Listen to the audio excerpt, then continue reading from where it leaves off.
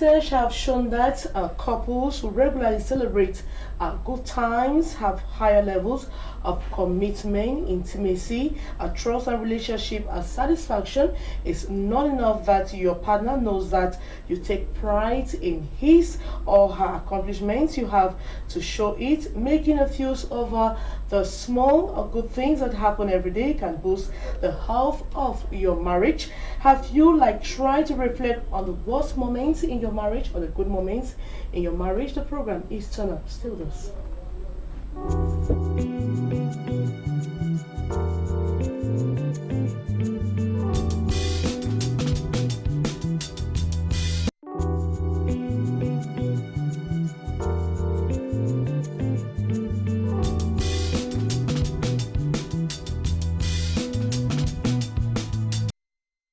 Exciting edition of your program Turn Up on Canal to English, and today we focus on the secrets of marriage, or what can make our marriage to last longer and stronger. And we've invited a fine brains as usual. I have a lot of questions to ask the women. Now, what's the secret in your marriage? What is the secret what makes your marriage really strong? What makes your husband or your spouse to have trust in you? That's a question we are asking today. And you can also send us your messages on the numbers you'll be seeing on your TV screens. It's true that it's Christmas. You can equally send your wishes, and we're broadcasting live from Douala Road. You can follow our past editions on YouTube. You just need to type Ndih Maureen, Turn Up, and you have all our past editions. We'll be right back after the jingle.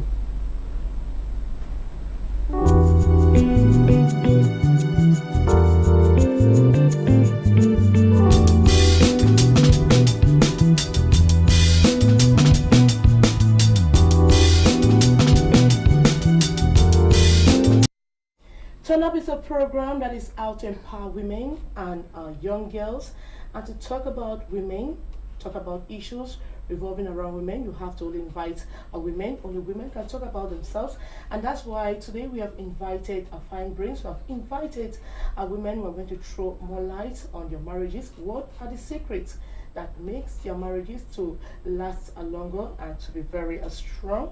We have invited Ahone Cecilia. She is a social worker at the Delegation of Social Affairs here in the Littoral region. You're welcome to the program. Thank you, Magna. Now, how are you today? Well, it was hectic. It's been a while. Yeah, really. So I'm pleased to be here again after a long time, and I wish to contribute immensely, make the program interesting. Okay, now I want to ask this question: how prepared are you for Christmas? We are just a few days to Christmas celebration. Are you prepared for the birth of Christ? Well, when we talk about Christmas, we only think about the material preparations that we do. I believe that there's more than just preparing materially that children will be excited to hear. But I believe it's a period of spiritual and refreshment, reviving your spiritual life more than thinking about the material aspect of it. So I think I'm moving towards that. We equally have Zele Mercy Fomusi. She is an educationist. You're welcome to the program. Thank you. It's been a while. It's really been a while. Now, I want to ask, now we have a lot of toys in the market. It's Christmas. Now, what type of dolls do you offer to your kids? Well, since they can speak for themselves, girls, right? Yes, I do. Okay. 3 of them. Some of them like dolls, others they want cars, and the bigger one, she has her own things which are not toys. But the younger ones, they really would like to have dolls and cars. Right. So do you distinguish? Do you make you give the cars to the boy and the dolls to the girls? Sure. The boy likes cars. All right. And the piano too, you know. Okay. They like pianos because they love to play. All right. We have these African dolls that are outside, but it's rare to find. It's still unpopular. When you put the white skin doll and the black skin doll, I mean, children they're scared when they see the black skin doll. Now, which of them do you prefer? You know, they are very beautiful black skin dolls. If you really meet them, they're nice, they're interesting. Have you seen them? But you know, have you ever? Not at close range. I've seen them on Facebook, which I appreciate very much, but I've never been in direct contact with these black dolls, but I would really love to get some for my kids. All right. Today we're talking about marriage. We're talking about secrets that could make your marriage last longer. But we cannot talk about marriage without getting into the definition of marriage. Marriage. Now, how do you define it? Yeah, Because we need to refresh the minds of people each time we talk about marriage, because people tend to forget about it. Yeah. The dictionary defines marriage as a union between two persons with the exclusion of every other person. Marriage, there are many types of marriage. You either talk of monogamous marriage or polygamous marriage. Monogamous marriage is when they're just a man and a woman. Polygamous is when there is a man and many wives. And of course, we have other marriages which we don't practice this here, but lesbians, they get married, the women, homosexuals, they get married. I don't think it's a good thing to talk about it in our society. Of course, because we are not. In African society, it's not our tradition. We're talking about marriage. We're talking about a man and a woman, or a man and we have many women. The basics of marriage. When you're getting married, that's the first thing they tell you. How do you build a marriage? Well, thank you very much. I think that's. To build a marriage, you need first of all to be conscious of who you are. My own point of view, I believe that marriage is more of a spiritual thing than just physical as we find it, because it's an institution that was instituted by God, and His intention was to build the foundation of the family through marriage. Because when He first created Adam, He brought in a wife, and that wife, He did not ask Adam to look for the wife. He brought Adam a wife, and even before He brought the wife, Adam was well settled, established. So I want to believe that if I'm going back to your question, it's a word that you're supposed to consider before thinking about marriage. I think a man, before you think about getting married, you need to be well settled, to know exactly the type of person you are going to look for, and of course you are given the right, you are given the responsibility to take care of that woman. It's not your family that's going to take care of you. So if a man is not well settled, he should not think about a wife. And I want to add to this. For a man to be married, or for a man to start thinking of a wife, he should first of all have a spiritual foundation. Yes, because if you don't know that you belong to God or you belong to Christ, you will not know how to manage a woman. Because God has made us in His likeness and image. And if He made us in His likeness and image, He is love. And until a man has love, he will not know how to give love. Until he has Christ in him, he is not yet prepared for marriage. I'll tell you why. Because the first thing a man needs in his life is not a woman. It is shocking. Because when a boy gets a job, the whole family sits on his head that you need to have a wife to take care of those things. That's not the first thing a boy needs, or a man who is mature. Let's say in our society from the age of 25 to 30, when he's already established, what he needs is God. Because a man who does not have God is not a material for marriage. He cannot be a husband. And not all men are husbands. Not all men are meant to be husbands. All right, we'll be talking about that in the course of the program. Now, Mercy, for how long have you been married? 16 years. 16 years. You started when you were old? 22. Now, do you feel like you had, when you were small, you had these dreams that I want to get married? Because we have little girls who nurse that dream of getting married when they reach university. Is that what you had, or how did it come about? The idea of marriage started coming to me from the early age of 16. I remember that the first man who spoke to me talked about marriage.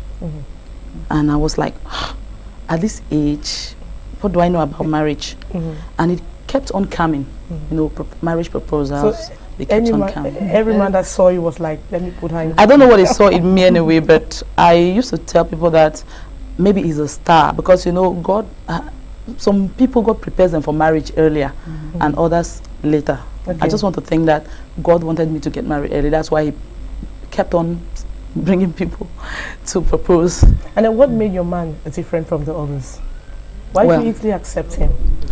Not like I easily accepted him. It wasn't easy. If you ask him, he would tell you he ran. Did you see him as the right person, as the right partner? Did you like see that maybe if you be with him, the marriage is going to be long lasting? Were there some basics already that you Yes. were there certain things you were saying that could make the marriage, at least you say, this is the right person for me?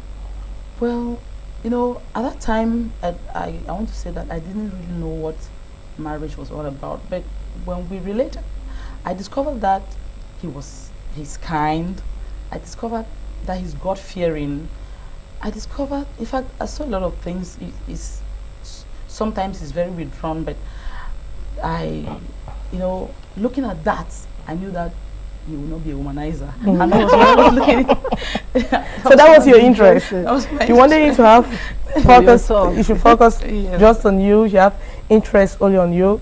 All right. Yes, you know, most of the men who came, most of them when we talked, I saw them. Now, how do you know a man who cheats? Like, do you see it from the forehead? Yeah, of course. There are some men, you know, they are with you, and then a lady passes, and the way they look at that lady lustfully, you know that this one, the next minute is going to cheat. All right. For 16 years, what have been the challenging moments of your marriage? A lot. A lot. At one point, I almost felt like I made a mistake. Because what I saw from the beginning changed. You know, family, in-laws came in and they brought their own headaches. The man himself, you know, I thought like we were not mature before we got married because we had our little issues that came up from time to time. And at one point, it almost got to beating, you know.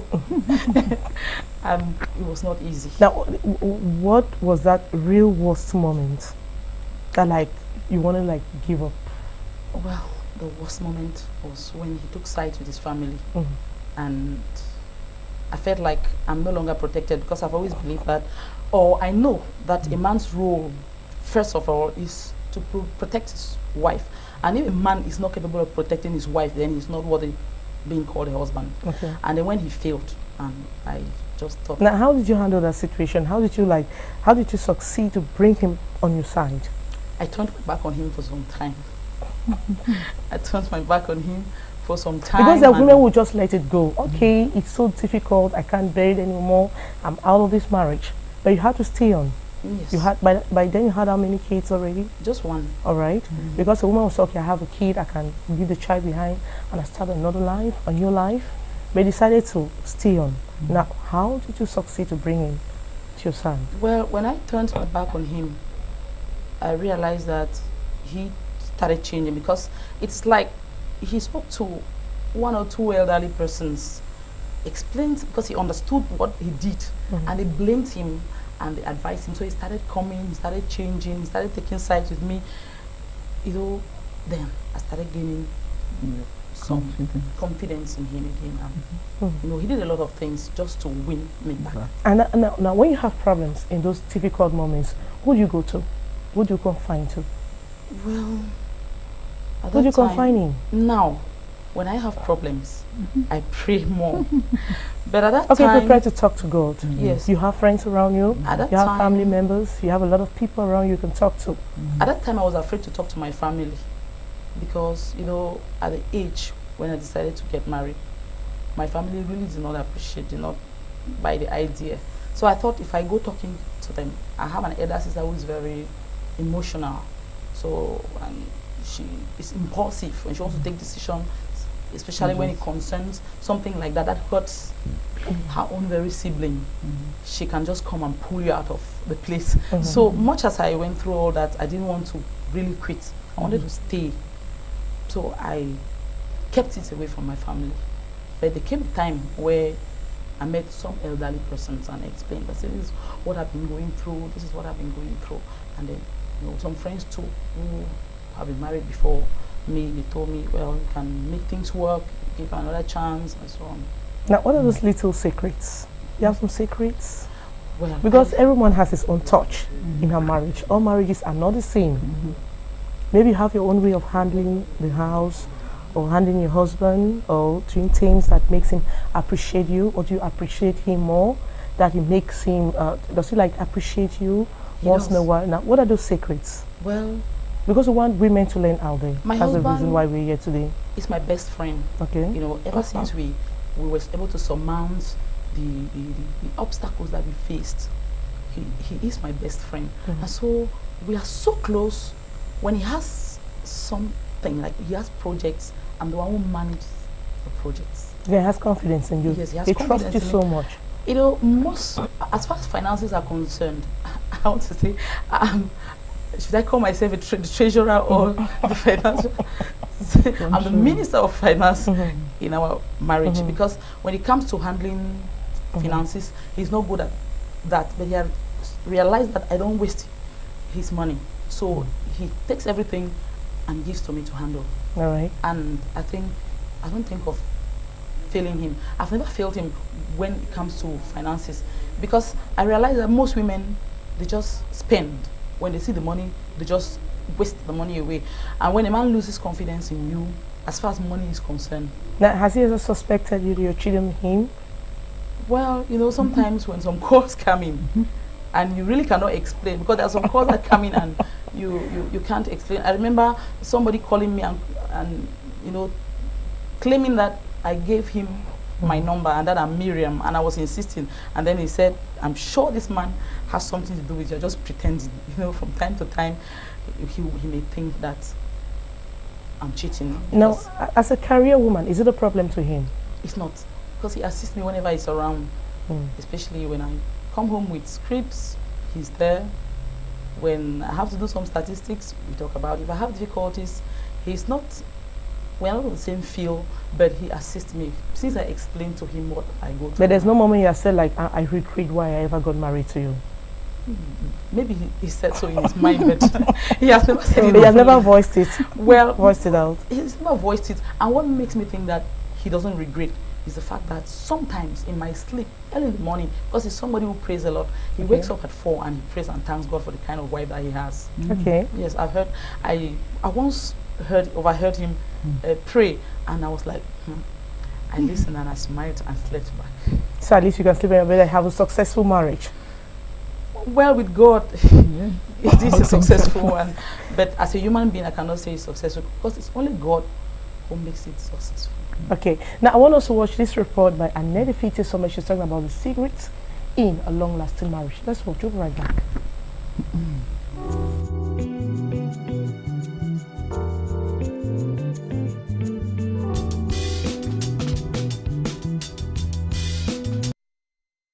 A happy marriage life entails work, and everyday work, and like any other work, you do reap the reward. The effort that goes into a happy marriage is the type of work that can be fun and therapeutic. So, here are some secrets to a happy and successful marriage. Be a good listener. All your partner needs is a listening ear, and listen with your ears and your heart. Communicate in words and in action. Let your communication go beyond words. Know your partner's love language, distress language, and other body languages. One of the things that kill relationship is the lack of acceptance. Learn to accept, love, and respect your spouse with all of his or her weaknesses, but focus on the strength. Never take one another for granted. Show respect. Take responsibility. When you fail in a project you took, accept your failures. Assume your actions, especially if they turn to hurt or create adversity. In all of these, add romance to your marriage. Though this is hard to see in an African context, let your romance exceed the bedroom. Again, keep intimacy alive, for sex is very important in a healthy marriage. Sex should be regular. Do it when you are in the mood and when you are not in mood.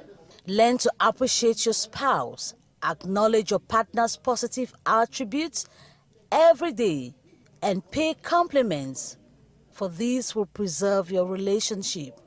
In a typical African society, love your in-laws and treat them with respect. If you want your marriage to be happy, be transparent in all you do, especially in monetary issues.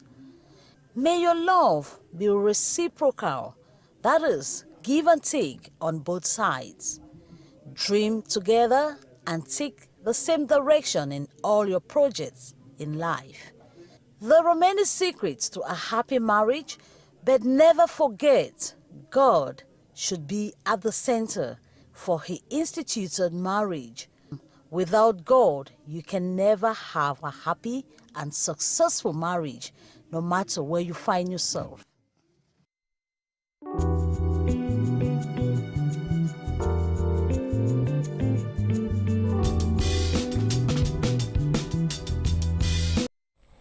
Welcome back. This time around, we have Lydia Oben. She has just joined us here in the studio. Now, how are you today? No, very fine. Businesswoman, entrepreneur. Yeah. It's Christmas. We are all hustling. Yeah. I had to divert. You had to. Yes, because I wanted to be personal. I've worked a lot for people, so. So, how prepared are you for Christmas? Well, I am really prepared because I have a lot of people towards whom I have to share love, receive love, and enjoy the Christmas together. All right, we'll come back to you. Want you to breathe a bit, or we're going to come back. Now, Madame Ahone Cecilia, for how long are you married?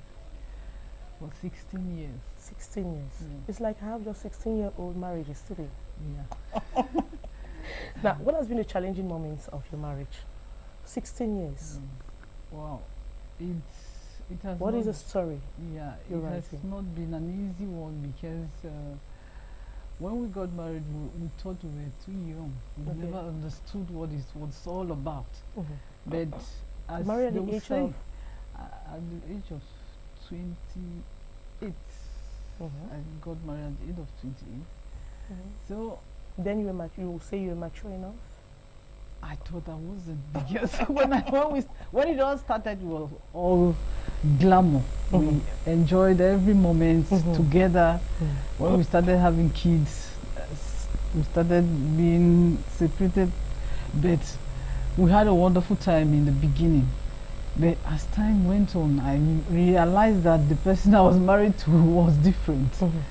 So there was this gap, either because of work or because of influence, external influence, which women will always complain about, because a man changes without you knowing when.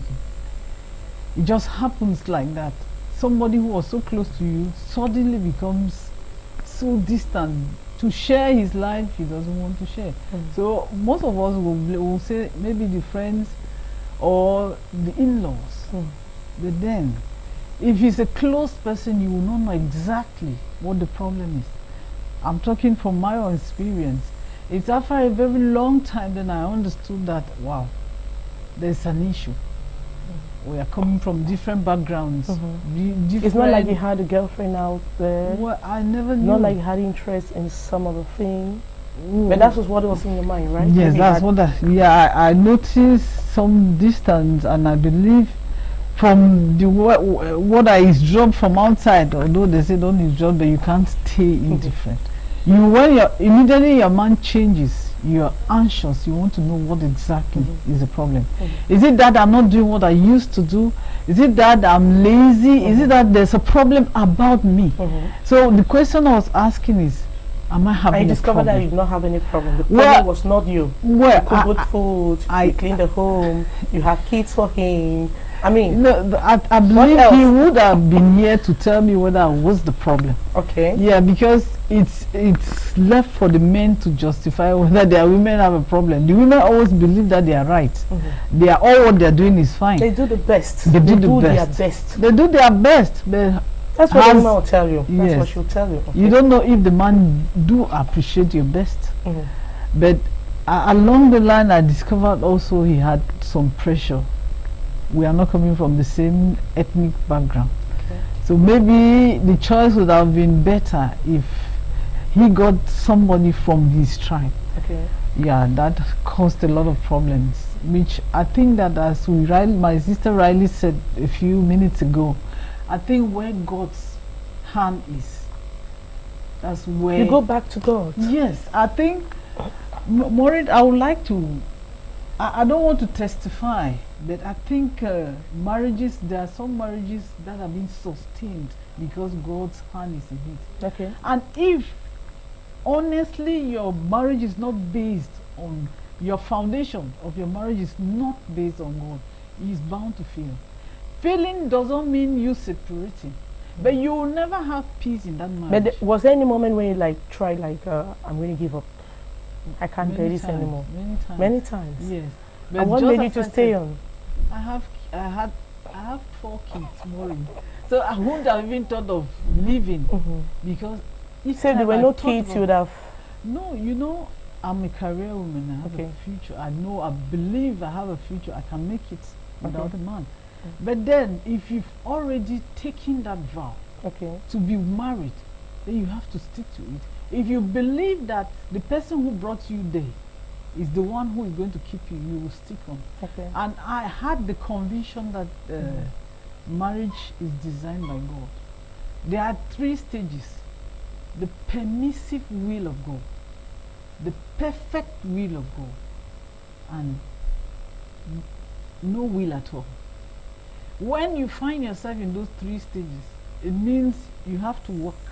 If it's not His will, don't just disturb yourself. It will break instantly. When there's a little hitch, the thing will just crumble. But if He permits, they say whatever God permits, He makes sure He defends it. Then His perfect will only comes in a situation where we ask Him. Honestly, it's not our tradition to know that we need to communicate to God.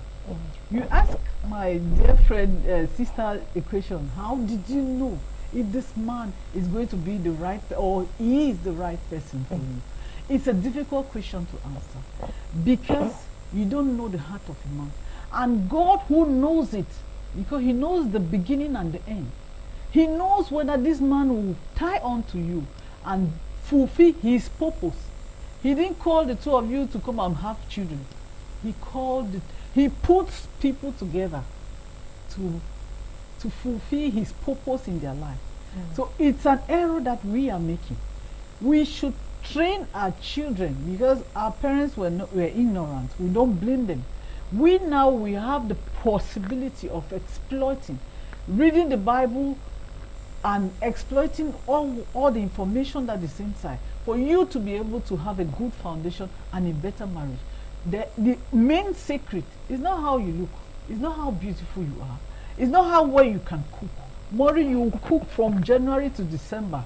But if that marriage is not designed by God, if it's not His perfect will or His permissive will, it's bound to crumble. Now, what has been your worst moments?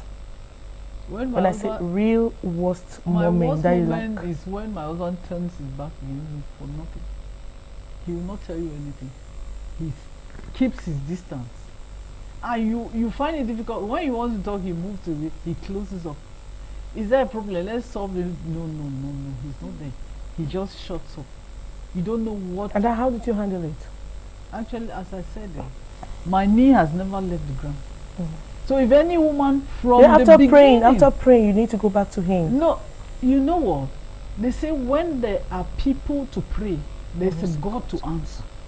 Each time I really put my knee on the ground, He comes back home a different person. That's why I said that it means God answers prayers. And this man is not operating by his own accord. There are Okay. forces that are pushing him to act like that. Okay. I can cook, I work, I have given birth, I have kids. Then what makes me lesser than the other women? Why would he prefer any other person than me? I didn't ask him to take me for a while. He came towards me. So why should there be a problem?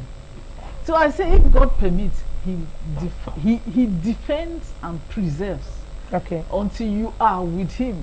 All Then right. you are walking on the lost All right. battle. All right. I'm coming back to you. We have Lydia Obeng. She's here with us here in the studio. Now, for how long have you been married? 7 years. Yesterday was my 7th anniversary. All right. Happy anniversary. Thank you. Thank you. Now, 7 years Yeah. of marriage. Now, what do you have to write about? A lot of things.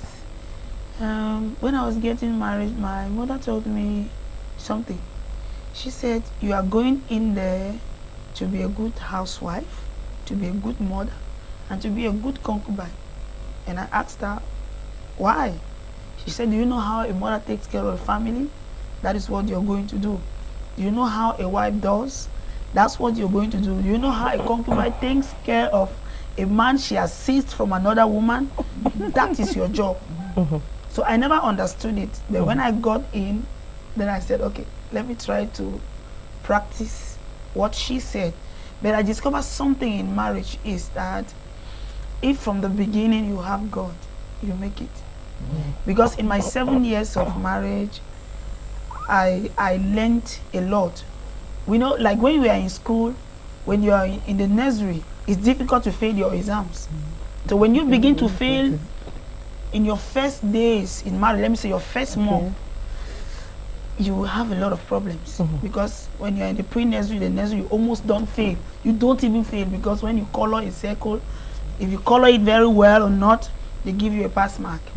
So in your first stages in marriage, do your best to give the best out of you. That is what is going And when you're to giving your best, is a man also giving his best? At times, let us go on the base of the Bible. The Bible says a wise woman builds her home.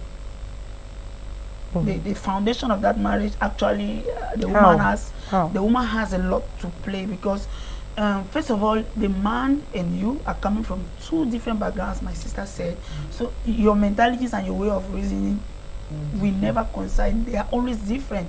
But now when you understand that the woman, you have a part to play to build, because you are the builder is the person that follows the structure that has been drawn. Maybe not you who has made the design of the house you want to be. There is somebody who is the person who instituted the marriage, who is the architect of the marriage, who is God. Okay, now he has given you the design you have to follow in your marriage. If you follow the designs, making sure that you read into the manual of that design, which is the Bible, you have it. Okay. Now, at one point, do you like ask yourself, is this really the right man for me? Yeah, I had a lot of nights that I asked that question, because he suddenly changed, and I was like, did I really make the right choice? Am I really where I'm supposed to be? Why? There were days I would leave the other room for the other room to ask myself questions. Am I not cooking well? Am I not keeping the house clean? What's the problem? And did you identify the problem? I identified the problem from my husband. Why? Because It was not you, the problem. Yes, he had a... I did not tell you you are the problem. No, he never said anything. He was a man that was brought up. He lost the mother at the age of 7. So he never ever had that habit of expressing himself when something was not really good for him. Even when he was 40, he never knew how to say, I'm sorry. Yes, okay. Because he grew up in an atmosphere of pressure. So I knew it later when I was discussing with him one night, and he told me when he lost his mother at the age of 7, he was telling me where they went and left him. Then from there, the Holy Spirit started giving me an insight of who that man was. Now I had to play the part of a senior sister, play the part of a mother, and play the part of a wife. That is when I understood him, that he's somebody that he doesn't know how to say, this is very beautiful, your hair is nice. But when you undo it, he says, that hair that you had last week was, why did you... So indirectly he was like appreciating the hair, but the same week you did the hair, he could not say, My wife But, is but, but we have women who tell us that men are not appreciative. You cook food, they come back, they eat, they'll not say thank you. They'll not even say the food is good. They'll not even say, okay, my dear, the food today is really tasteful.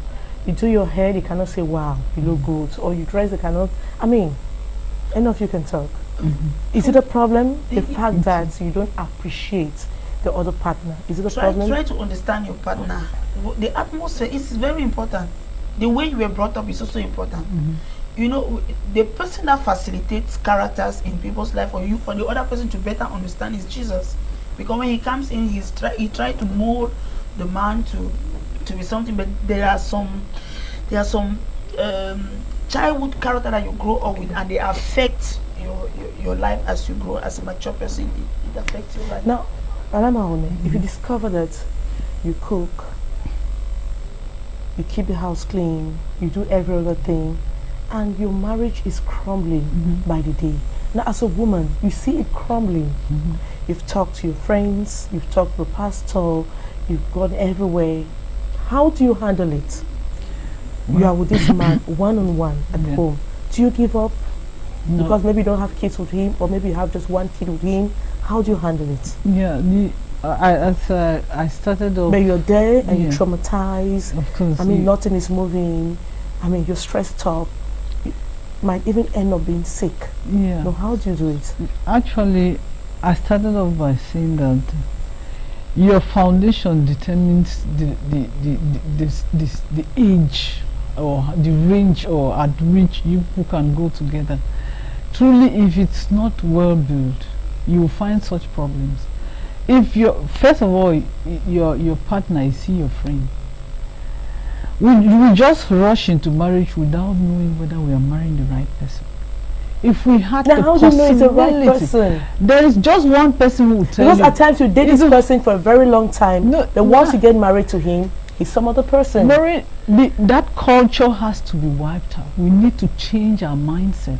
If until we change our mindset, we will have broken homes day in, out. First of all, we've talked about the foundation.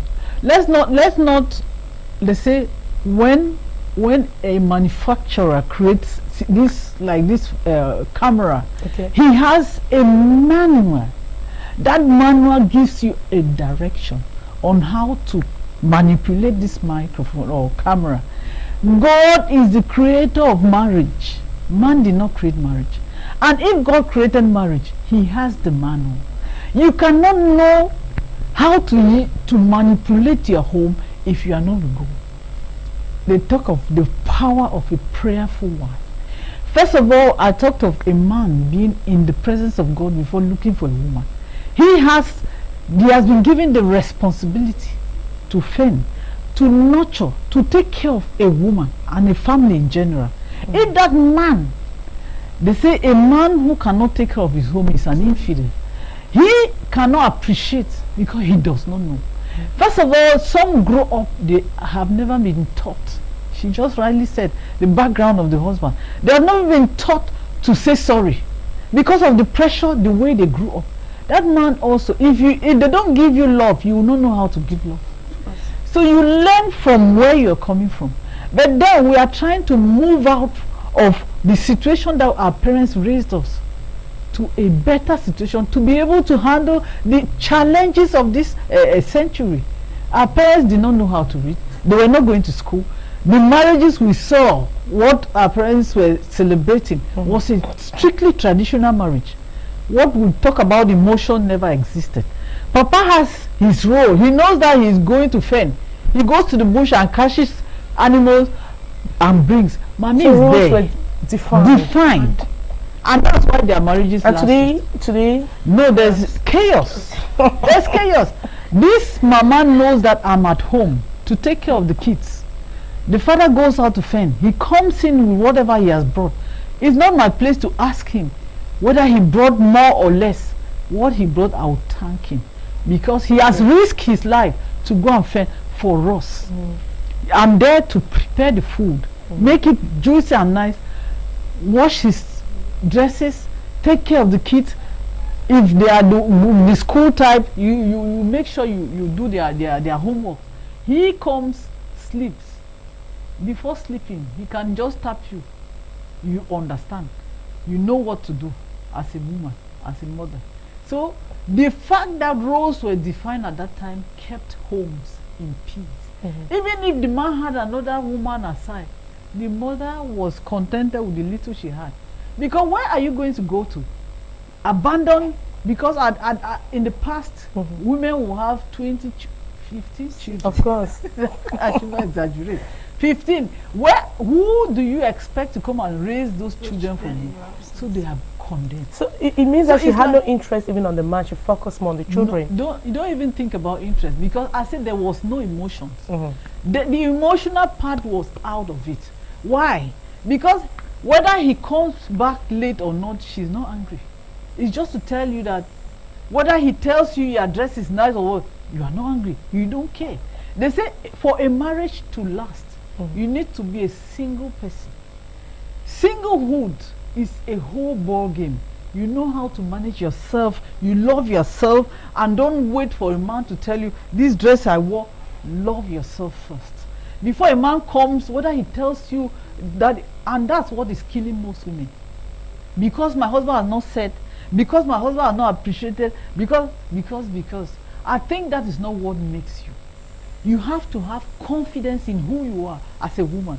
God has designed you and made you the flower. For you to make the man feel jealous. Is it possible to do it the way around if he doesn't appreciate you, Lydia? No, you appreciate the man. Of course. You tell him that. I always appreciate him. And now I think while doing that, he's learning from it. I appreciate him. The Sunday morning, or let me say, when he dress, I say, wow, that's my hero. That's my man. Then at times he will just turn and say, which man? Which man? I said, no, my husband. You're handsome. You're nice looking. Now, I want to believe when you begin to do that, he might learn from it. If he's a fast learner, he will learn that my wife always appreciates. Let me also learn to appreciate my wife. So I think he can learn from it. Now let's look at this aspect of lack of trust, because that's another aspect of that kills marriages today, crumbles marriages. A lot. Now, how should women react to that? A woman, I want to say every woman should know her role in that marriage. Like my sister was earlier saying that she's the treasurer of the family. I appreciated and I was very happy because men, when a man has a woman who is able to manage a particular domain that is a core of his life, you will not miss that man. The man will never regret having you as a wife. But if the man doesn't even try it out, or does not like say, okay, you need to manage, because if he doesn't allow you to do it, how do you know you're a good manager? Who don't even try? But now I'm asking myself, then who is that woman to you? Where are you people going to? Because both of you are there to form a family. Now you are like partners in a business. Now if your partner does not know what the business is all about, then you people are not partner in that business. Now if together with your wife, you cannot let her know, at least give a try. For you to say, I tried my wife and she could not. Give a try. I want to take, for example, as my sister said, for me, as what concerns the finances, I am the one who manages it. It's not that I have authority over the man, no. What he wants to know is, when this amount was deposited in the bank, which of the withdrawals were made and why were the withdrawals being made? If you went he doesn't only want you to abuse it, because I mean, yeah, I am the one who is in charge of the taxes. I go for the taxation. I must make sure his guys are having their salary on time. I go for taxes. I make sure the house, the lights and the water bills are paid. Okay, now we have women who follow their men basically everywhere, and they're like, their ears are always on the ground. They want to listen to every gossip. If a friend comes, I saw your husband there or whatsoever. She wants to go to this place. She'll even try to make a phone call to the husband is at the job site, or try to follow him to a snack bar whatsoever. Do you think it's a problem? It's a very big problem. I said, for you to be able to manage your marriage, you need to be single. When I talk about single, is you have to. There are some moments they want to be to themselves. Let them be. Let the man be. He needs to meet other friends.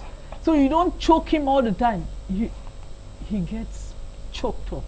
If you want to know everything about, just wait. The way you interact with him, he will tell you what he wants to tell you. He will want you to know what you need to know. But if you want to find out, you will get what you are looking for. I think it's not a good idea. Okay. Most of the times, it's out of immaturity. Because as you grow older in marriage, you see certain things, it makes you mature. You see them like a waste. Why am I running after? I'm here, this is my space. What else do I need? What am I looking for that he's not giving me? He comes home when he wants. At the time he not actually, that's a crochet. I should not say he comes when he wants, but you have to be praying for them. Because these people they have a lot of temptation. So instead of you trying to eavesdrop and find out, put your knee on the ground and pray for protection. Because they say the job of a woman is to pray for this man not to get stuck, even entangled in an unlawful relationship. It begins from there. Why do you spend your time trying to know the friends he keeps or whatever? But it's important. But let him be the one to send the friends away or keep away from certain activities. Don't push him, because it will be difficult. If you want to push him, he will make you understand that he had a big sister, an elder sister before you came, and a mother too. So they've done that to him. So you don't come and try to control his life. That's how you look at it. And you became a bore to him. I think women should learn to be independent.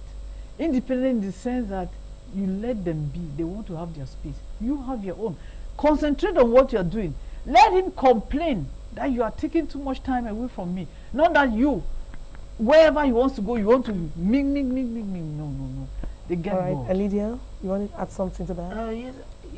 You first of all, the person who brings back the information is not doing any good job. Good.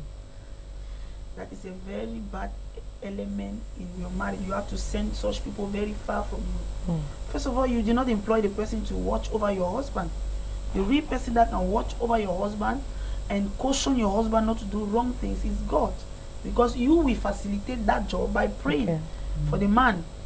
Because at times they want to be among themselves men. He can meet his classmates, and even when they are Christian men, at times he can meet an old classmate, and the classmate say, Joseph is in this place, can we go and meet him?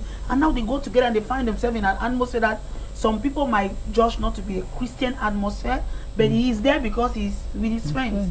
And somebody might come back and say, oh, the commercial agent, let me call them that, comes and say, I saw your husband.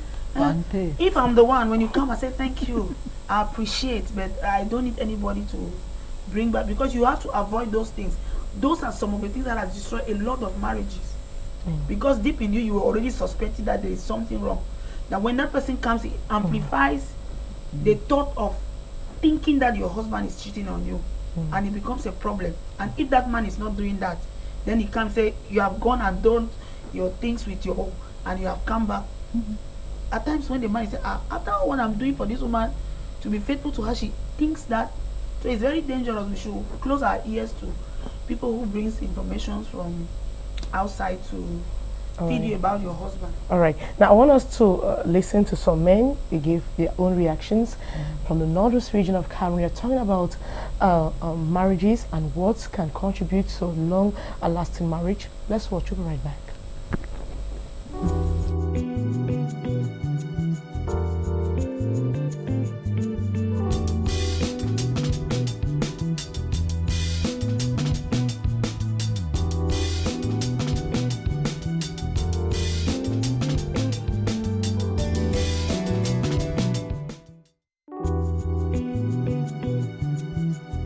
A happy marriage life entails work and sustainable.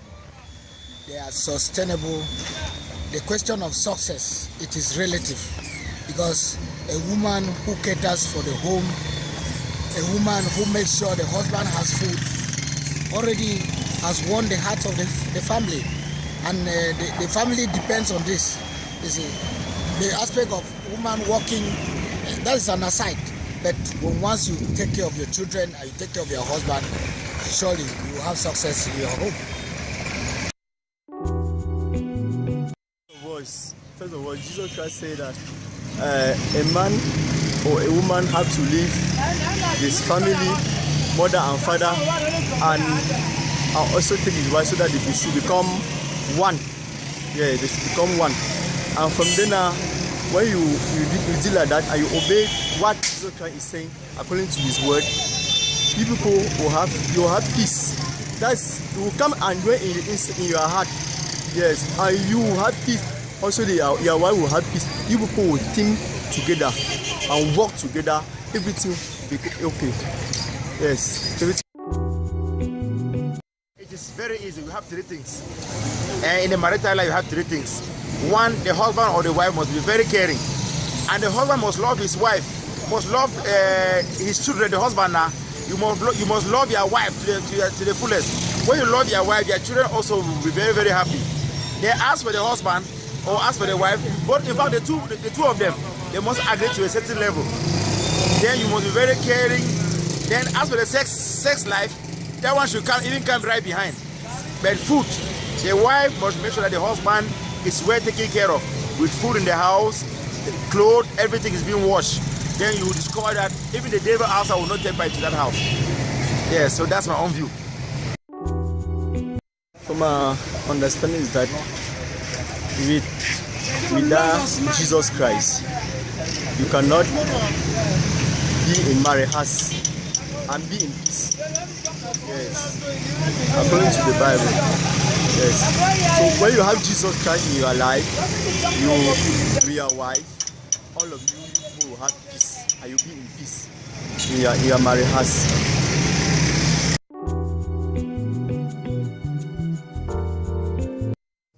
For woman who make a man love and me successful in marriage, he need for the cook well for a marital home, then respect a man, not the talk lie, then he will say and say he married will move well for the way some people they suspect in a chamber way, not just the love.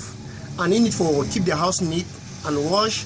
The master he close them well, then cook fine chop for a master. He will say and say mostly all time chop money mostly their house where a man will see for the geese something for the look different woman outside. So if he keep the compound clean, keep the house clean, he will say and say master he will really love you well for the way. And if he look outside for say and say me love different woman for outside.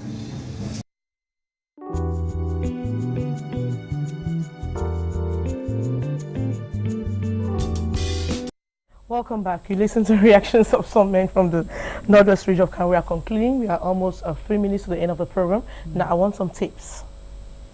The little tips. Maybe I'm going to do on the counting. We're going to count. Now what do we do?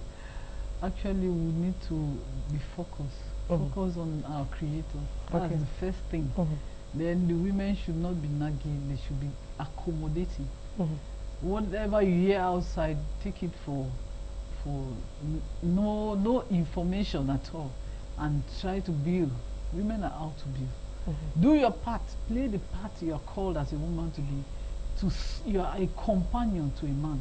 To accompany him in his vision, accompany him fulfilling his purpose, and then even God will bless you. Because they say he who finds a woman finds a good thing. Your blessings, the blessings of a man comes through the wife. So if that wife is a good wife, a prayerful wife, a woman will tell you I've done all those things and it's not working. I cook food, I give him good sex, I do everything, but it's not working. She just needs to be patient. It works. It works. A woman just needs to be patient because it takes time. God is not an automatic machine that you put a card and the card is like a prayer and God just like. So what are those little secrets? Oh, my little secret, I would say to add to what my sister said, we should be good wives, good housewives, good mothers, and good concubines. When you play these three, you have it. And even if you do them and the man is not appreciative, keep on doing it. Keep because on doing it. It's not for you to ask whether he likes it or not. Just keep but on God doing sees, because they say in every home there's a visitor, an unknown or uninvited guest. If you invite him, he will come and he will install. But if you don't invite him, the devil will come and install. And of course, your marriage will be a sham. Yeah, so we should depend more on God, and we should educate our girl children. From the foundation, they should start by being very prayerful. And we should know that God answers. And we should know that when a man stands in front of you, you need to ask whether he is the right person for you. If you cannot ask because you are not spiritually elevated, you ask him. You are asking God. God has put his prophets available for us so that they can direct women will us. tell that they will pray even they don't even know if God, they don't even know how to choose. Some truly get confused. Yeah, I'm sorry. And they end up choosing the wrong partner. No, it's because we pray amiss. If you are very excited, the first thing is that you should not be so excited. A man is not the first thing you should be excited about. Pray for the presence of God in you too. Okay. When you have an elevated spirit, God ministers to you. He says, my children will see vision. So at your young age, he will show you if you are spiritually oriented. Okay. We are blocked because he is talking to you. There are angels talking to us. If your ears are not open, you cannot hear. Okay. So we are missing all the wonderful and the beautiful things he is about to show us. He says, I will direct, I will teach, I will control and inform you. But the fact that we don't have the culture, we are lost. We get into wrong hands, and when we are suffering, that's when we start rushing, looking for him. Did you ask him from the beginning? You didn't. So what do you expect? That you should just come, just as my sister said, he's not a robot, that you just come and pull him when he starts getting hot. When you are getting married, did you ask him? Some even just go to the court. After court, they don't even think about God. That notwithstanding, he always there because he's compassionate, he's merciful. Yeah. He will always come in when his children are in trouble. All right, I want to thank you ladies for honoring the invitation. And to you all, I just want to remind you that we're talking about a little secrets that could make your marriage work. The program was a turn-up. Still does.